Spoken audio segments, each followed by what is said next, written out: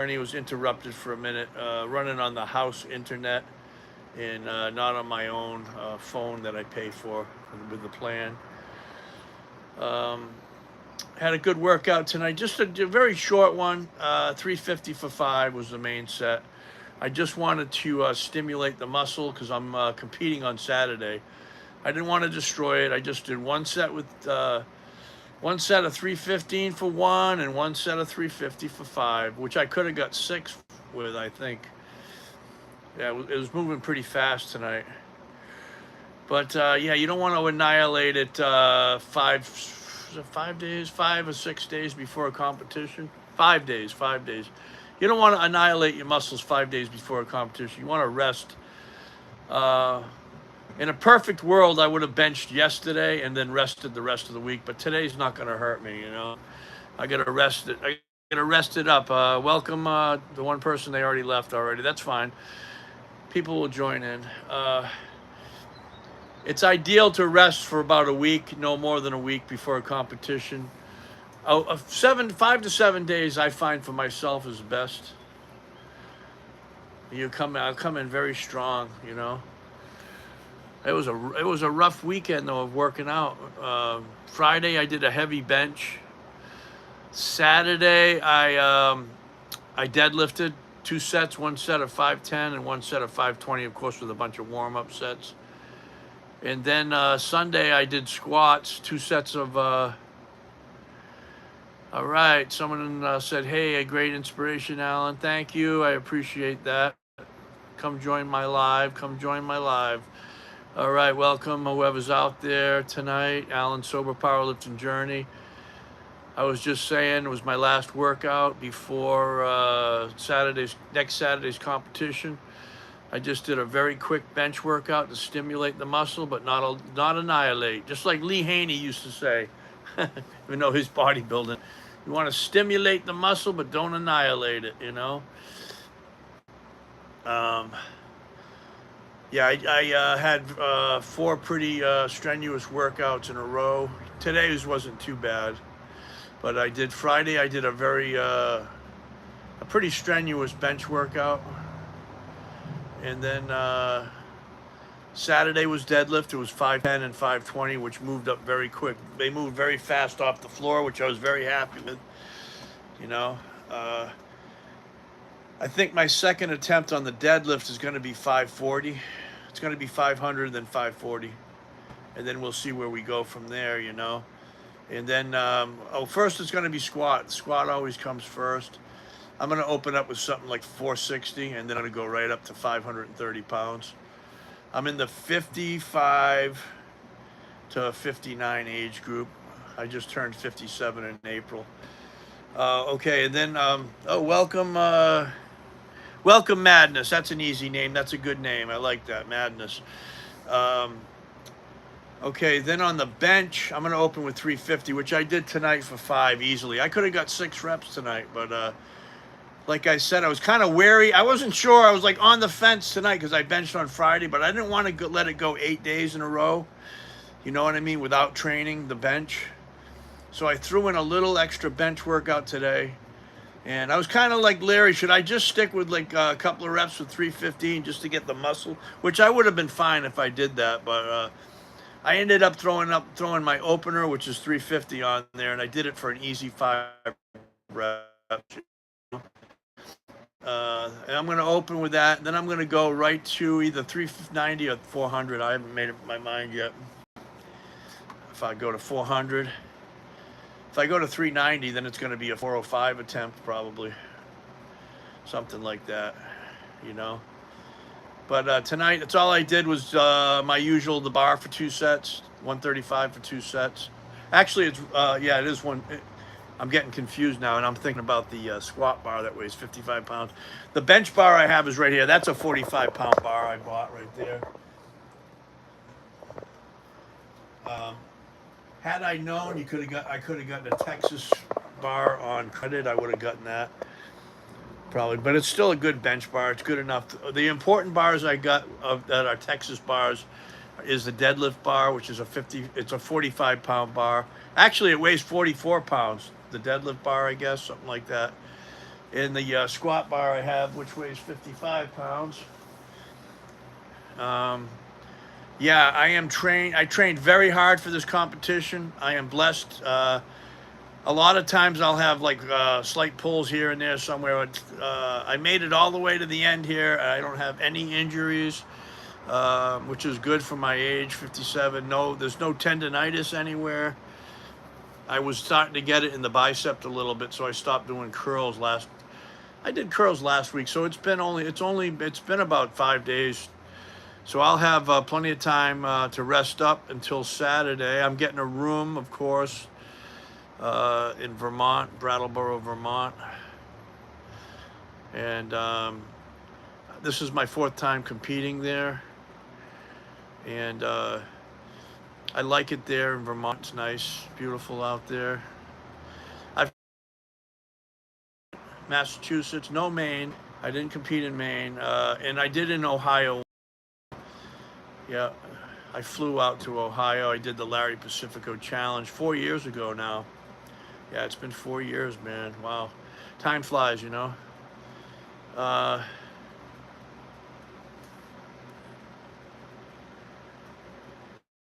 Yeah, love USA. Okay. Yeah, good. I'm glad you love the United States. Yep. It's a beautiful day here today in Massachusetts. It's in the 60s. I did some yard work today. I have today off. Did a little yard work today. What does this say? Get a lot of dumb. Yeah, I get mostly good comments on my YouTube channel. I get a lot of dumb ones sometimes. I just end up blocking them forever on my channel. Yeah, I don't put up with any bullshit. If I let trolls get to me, yeah, that's hot. That is hot in May. Where are you at? Chibeta. Where are you at where it's 88 degrees? That's pretty hot in May. I mean, it has gotten that hot here, though. It got in the 90s before, you know, which is pretty hot for May. Very hot.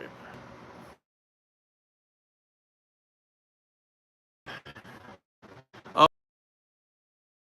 for Michigan, that's hot. Cooler the next day. It could be 20 degrees cooler, right? Yeah. Same here. It could be 8 degrees in May, and then 2 days later it could be 50s, you know. But yeah. So do you live near the Lake Michigan? I've never been to Michigan. I lived in Illinois for several years.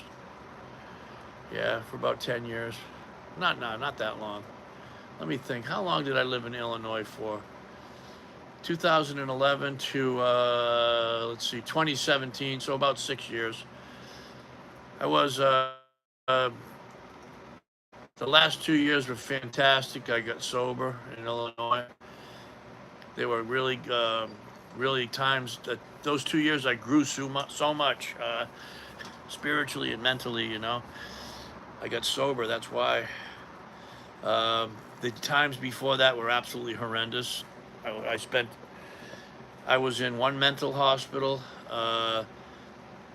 in several homeless shelters. I have one of those doorbell things that sound off. I looked behind when it went off. Sometimes the wind sets it off. But there's only one person on right now. I probably won't be on here too long. People come and go. That's fine. But yeah, my first years in Illinois were pretty bad, man. Pretty bad. My addiction got the worst it's ever gotten. I was unemployable in those years. It's my first time here. Do you mind me asking what? I am sober from every kind of mind-altering drug you can think of. In the end, I was drinking 24/7. Oh, 2 people on now. Hey, what's going on, everybody? I was just telling a little bit of my. Now nobody is on. I guess I don't know. That's okay. I'm gonna clean my gym up now.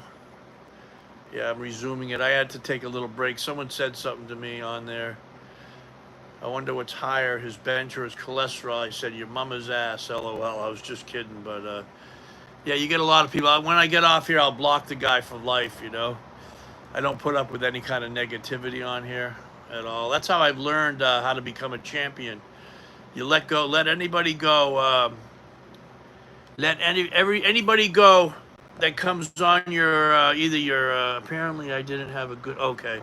Yeah, let the people go, the negative people go in your life. Even if you have a channel and they say something like that, you let them go. Don't argue with them anymore. I love to argue. Unfortunately, I catch myself arguing with people, and it's not good for the stress. You know, you just get rid of them. Actually, sometimes it can be good for the stress. You tell them how you it is. Boy, I really got this one guy on Facebook, man. He was supposedly a friend of mine, and we were arguing or whatever. And he's always posting stuff on Facebook about negative shit, like uh, I don't like anybody, fuck everybody, all this bullshit. You know, he didn't acting like he's the only one that shit doesn't. You know, his shit doesn't stink. Everybody else is no good. You know, all this bullshit. We were arguing about something. He came on my thing because I was doing some cardio. I was doing cardio on my thing, and he was trying to make fun of me or whatever. So I private messaged him, and we got into a heated argument back and forth. So I asked my friend about him. That he worked with him in the jail as correction officers, and my friend told me that he's always been like that. He's a miserable SOB and all that. So I sent Brian. His name is Brian. I sent him the text message, the screenshot without the name. And then I asked two other people about him. They said the same thing about the guy. The guy's a miserable son of a bitch, you know. Uh, and then they described something he did to his girlfriend or whatever, the kids or whatever, about how he just lives off of them or whatever. It doesn't work. It's just a bum, you know. So I sent him the screenshot, and then I ended up blocking him. And he was calling all of these friends of mine, wondering who the hell said that and all that. Boy, he was pissed off, man. I got him going. But yeah, it's probably not best. I kind of feel bad. I should have probably just blocked the guy, you know. That's the best thing to do. You just block these assholes, you know. But anyways, I was just telling a story about how I got to Illinois from Florida. You know, I was hooked on the Oxycontins for a decade, in and out of jail in West Palm Beach. In the later years of my addiction, in and out of jail, because I was boosted and I'd get caught for a misdemeanor. I'd spend a month in jail or whatever, you know. So I ended up moving to Southern Illinois, a place called Only, Illinois. No, you can't. You can't control how they other people act, unfortunately. So it's best just to block them. You know, maybe if you want to argue with them for a little while, go ahead, get a little stressed out, yell at them, whatever you want to do, then let them. But best to block them, really. It really is, you know. Yeah, that's a serenity prayer that I say. God grant me the serenity to accept the things I can control. I can't accept the things I can't control. I can only control what I'm doing. You know, I can't control other people, and the wisdom to know the difference. God grant me the serenity to accept the things I cannot control. That's a good one, man. Things I cannot control, and I forgot the rest of it. The rest of it, it means you can't control what other people are doing around you. You know, all you can do is control your actions. Yep. But yeah, I was just telling the story about how I got to Illinois, Southern Illinois, and when I got there, I drank uncontrollably around the clock. I continued the boosting thing. This time I was stealing alcohol though from stores. They had even Walmart had them on the shelves. You know, I'd go in there and I'd walk out with 2 bottles of Jack Daniels in my pants. You know, and also the gas stations there, you could pump and then pay inside. I would be gassing and going everywhere, not paying for my gas. I lived a real crazy life, man. Just crazy. Friends, I had no friends really. Just people that would come by if they wanted something, you know, or I would use them for something they had. Yep. Oh, and then the girl I was with, Diane, who passed away.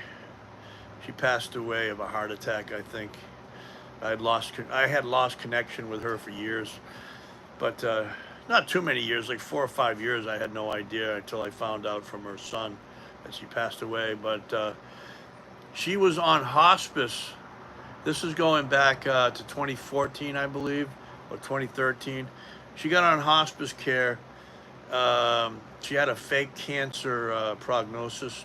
I don't know how she did it, but she was getting the maximum amount of pills you can get, Dilaudids, all kinds of shit. Dilaudids, morphine 100 milligrams, uh, all kinds of shit for breakthrough pain, you know, all kinds of shit. And I was getting a lot of that from her. She was giving them to me.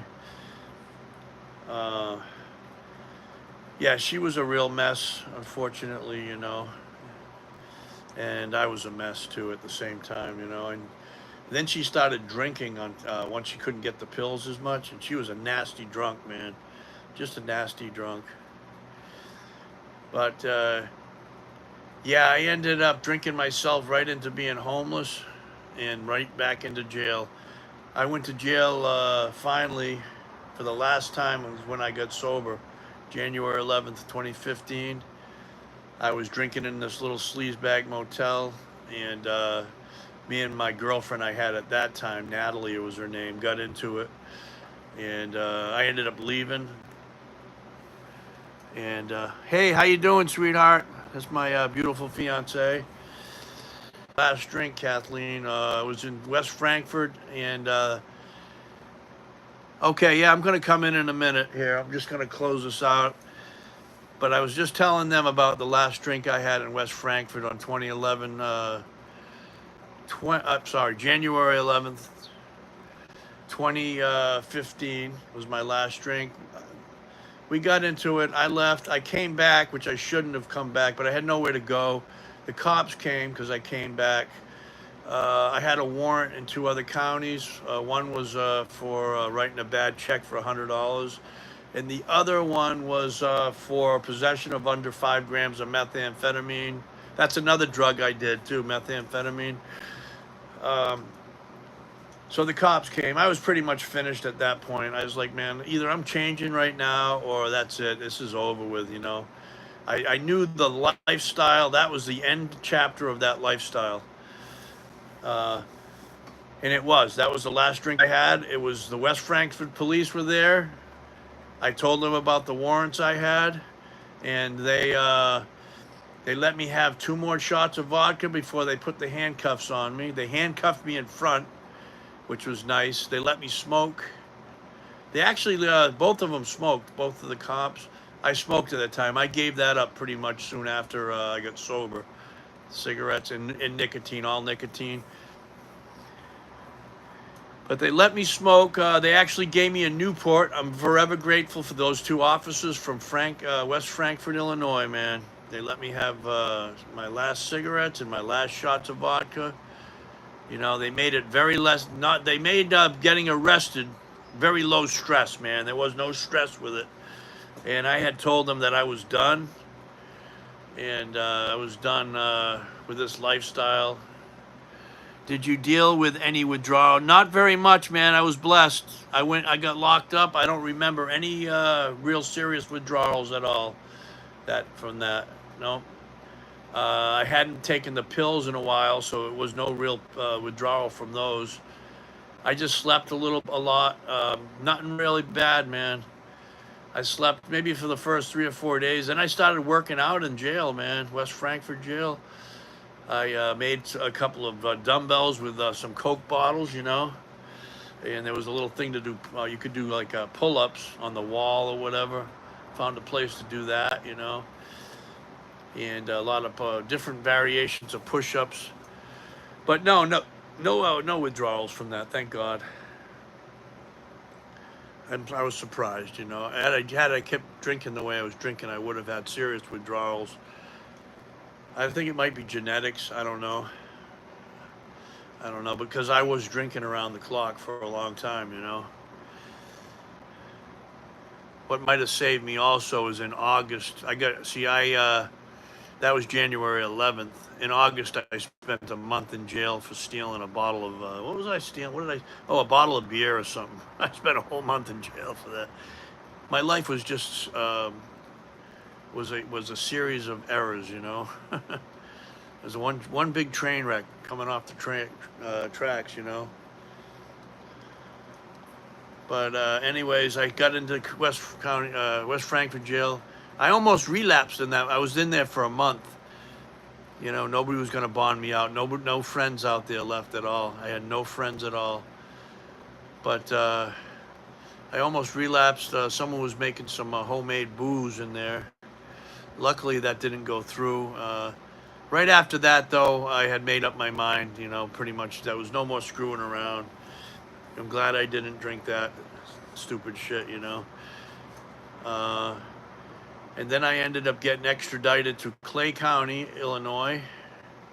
And I spent a month in that jail on writing the bad check.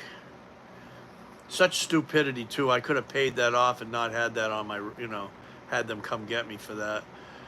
And then, and also the possession of under 5 grams of methamphetamine. I could have beaten that by just staying on probation and staying good. It would have been off my record, but I didn't. But that's in the past. I got sober from getting locked up that last time. One thing I learned, if you're on some strict probation and you're still drinking and you're an alcoholic, you're not going to make it. That's guaranteed. I've been there. I got the book on it, you know. But I ended up going back to Richland County Jail finally after they did something in Clay County. I don't even remember what the deal was there. Told me I had to pay it off or whatever. And then I ended up going to Richland County Jail on it was a class 3 felony. Class 4 is the most minimum felony. So this was like right after a class 4, class 3. Class 1 is like manufacturing. Then they got the class X. That's if you're like manufacturing in a, like you have a big operation going making meth. Class X could also be murder, you know. But mine was a class 3, which carries anywhere from 2 to 5 years. I ended up getting 3 years because for violating probation on it. And so I ended up doing getting 3 years in Illinois, nonviolent charge. You get half the time. So then I was looking at what was it, a year and a half? That's what I had to do. They gave me credit for 5 months in county jail, and they gave me credit for 1 month of rehab I had done in the beginning. Clean my glasses up. And so I was looking at a year left to do. When I got in there, I had just enough time to get into CDC or whatever. I don't even remember the name of the program, but it was a alcohol, drug, and behavioral program. So I did that successfully, and I ended up getting a couple of more months taken off. I think 3 more months. Was it 3 or 4 months taken off of my sentence?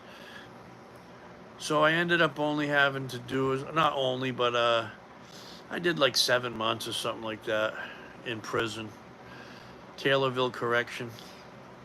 And I was in my job in there was inspiration coordinator. So I had to find an inspirational quote in a book like the Bible or the Big Book or the NA Big Book, and write it on the board. And then at first it was just to read the quote. All I had to do was read it every morning. And then I became the coordinator, and I had to pick people to read and then ask people to expound on it. So that was my job in there, and that was great. They wanted me, I was going to be president of it, but I didn't have enough time left. I was going home, so I couldn't be president. God, I don't remember the name. I'll have to look it up. I can't remember the name of the program even. But there was some good programs that I did in there, and they worked because I made them work. I listened because I knew I had to change. Most of the people in there didn't change, and a couple of them ended up dying out there of addiction. 2 of them I know of dying that were in my program with me of the disease of alcohol and drug addiction. You know, yeah, most of the people, I was in there with this quarterback of the Bears. I can't remember his name now, but he played with the Chicago Bears for like 8 years before Jim McMahon, and he died recently. Died younger, not young, but I think 70, 71 or something like that. But anyways, that's about all I got to say tonight. I hope everybody has a blessed night, I mean, wherever you are. Happy you're doing well. I'm sure going through everything makes... Yeah, I definitely do. I'm employable now. I work full time. I have a vehicle. I didn't have a license then in the end. I got a wonderful, beautiful fiance who I love very much. She loves me. House. I got my own little gym over here, you know. I got everything I need right now. 4 cats and a dog. But everybody have a blessed night. I'll talk to you guys tomorrow.